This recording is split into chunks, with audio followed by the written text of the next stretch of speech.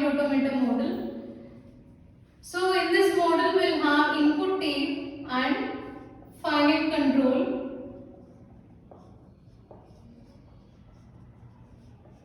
So input tape is defined like this. So it is a linear tape which is divided into multiple cells, and each cell is used to store symbols in the input string. Say suppose the given string is AB. Then we'll store each symbol in the string in this input tape. So what is input tape? Input tape is divided in, it's a linear tape which is divided into cells, and here we'll store symbols in the input string. One symbol in one cell. Coming to finite control.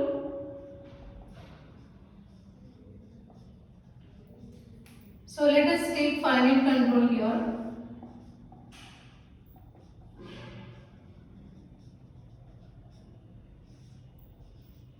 So finite control will decide next state on receiving certain input. Okay, say initially we are at state Q0. Then on input symbol A, go to state Q1. So this decision so on input symbol A, how to change the state from one state to another state. Okay, that decision will be taken by the finite control, whether it should move from Q0 to Q1 or from Q0 to Q2. Okay, that decision will be taken by finite control. Next, this is called as a tape reader. This tape reader will read one input symbol at a time from this input tape. Okay, so using this tape reader, finite control will read one input symbol at a time from the input tape, and reading will be done from left to right. Only one symbol is read at a time. So this is about finite automata model. So it is defined with two terms. One is input tape and finite control. Input tape is a linear tape which is divided into equal number of which is divided into some cells. Finite control, it will take decision regarding how to change the state from regarding the change in state on specific input symbol, and then using this tape reader, it will read one symbol at a time from left to right. Next we'll see how to define this finite automata in terms of tuples.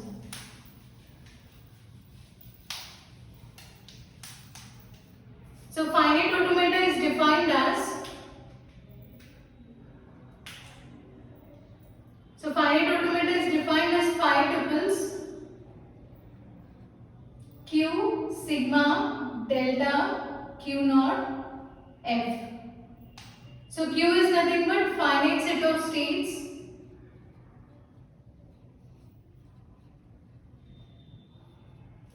Sigma is finite set of input symbols. Delta is transition function.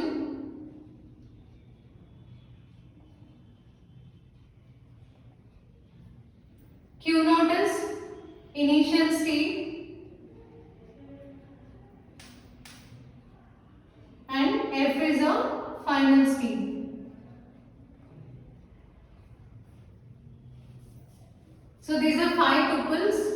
So we can define finite automata as a collection of 5 tuples with these 5 things, that is Q, sigma, delta, Q0 and F.